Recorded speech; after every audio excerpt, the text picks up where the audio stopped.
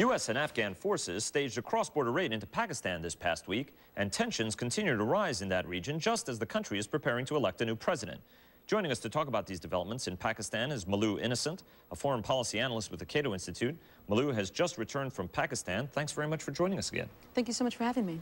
After being ousted from Afghanistan in 2001 by a U.S.-led coalition, the Taliban and Al-Qaeda moved into the western area of Pakistan, the sort of federally administered tribal areas, and have used that to mount the resurgence that we've seen in Afghanistan as well as Al-Qaeda operations worldwide. The U.S. has conducted airstrikes there over the past years. Why has it taken so long to launch the first ground operation into these areas? And what kind of operation was it? I think that the reason why the United States is sort of not really focused on ground operations there is that it's sort of been distracted by the war in Iraq. The severe constraints on our military and the resources are just obvious with the engagement of these sorts, especially since it's mostly an insurgency and conventional armies aren't prepared really to deal with insurgents in the same way if they were, say, trained in counterinsurgency techniques. So that we were sort of distracted and we, again, neglected the region and sort of outsourced the war to General Musharraf and his army. Now what we see is essentially the first publicly acknowledged infiltration of Pakistani soil. But it's important to keep in mind that these sort of operations aren't necessarily accepted by many Pakistani citizens, and so there might be unintended repercussions as a result of these actions. Do you think that there's going to be more or less support for these kind of operations from Pakistan in the future? It looks unlikely. Right now, it looks like Zardari, Asif Ali Zardari, who's the co-chairman of the Pakistan People's Party, he's essentially within the most powerful bloc in parliament right now. Right. And he essentially would like to... Benazir Bhutto's husband. Absolutely right. And I think that he essentially wants to continue Washington's policy within the region. And unfortunately, at the same time, he's not that well accepted domestically within Pakistan. His coalition partner up until recently was Nawaz Sharif, and he's been adamantly opposed to U.S. involvement within the region, and he has his constituents mostly from the conservative elements within Pakistan. Right. And his star is sort of, again, resurging within Pakistan itself. So we could see maybe the next several months will play this out, but we could see more conservative elements going against U.S.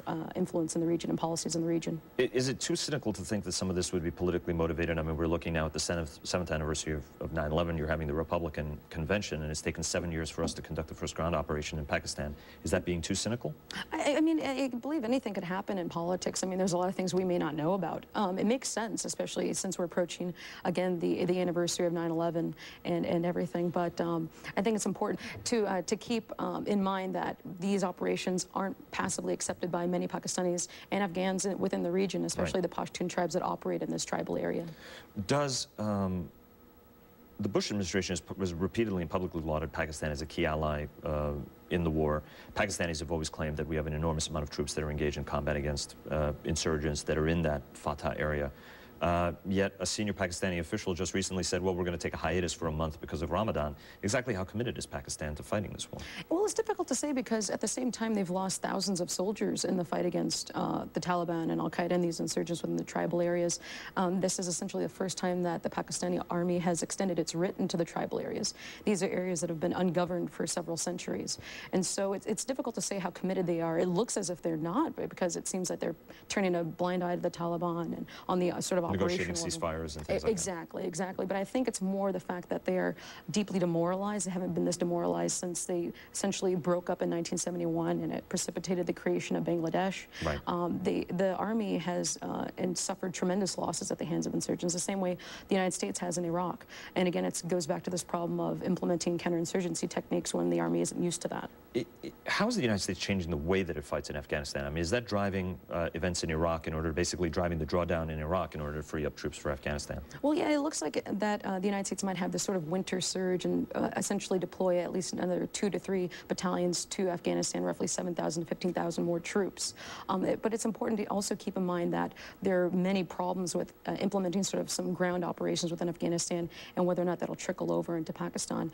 My deep fear is that the United States might be bogged down in a similar problem that the Soviet Union did in the 1980s. The Pashtuns are battle-tested, fiercely independent, and extending any sort of military operation without any sort of political reconciliation is bound to fail. I think it's also important to keep in mind that when we launched these sort of incursions onto Pakistani soil, it definitely delegitimizes the sitting government within Pakistan itself. And I think that's one reason why we saw Musharraf's resignation late last month, in the sense that Washington's embrace of this leader became a profound political liability. Right. I think it's also important to keep in mind that when we launch these incursions into Pakistani soil, that it sort of allows insurgents to lash out against the Pakistani government because they're the closer enemy. Most of the Taliban focus their attacks against law enforcement officials, ISI offices, police stations, and that sort. When I was in Lahore, there was a bomb blast at least 30 minutes away from my hotel, and that was directed against police officers, average police officers who were just standing around. So if our objective here is to help stabilize Pakistan, launching these infiltrations of Pakistani soil deeply delegitimizes the government and undermines their authority and could precipitate a possible failure of the government. And we almost have a state failure in our hands here. And it's also a nuclear weapons state. It's 165 million people, right. A larger population than Russia right now. So it's important to keep that in mind, especially in a strategically critical part of the world and right adjacent to our operations in Afghanistan. Malou,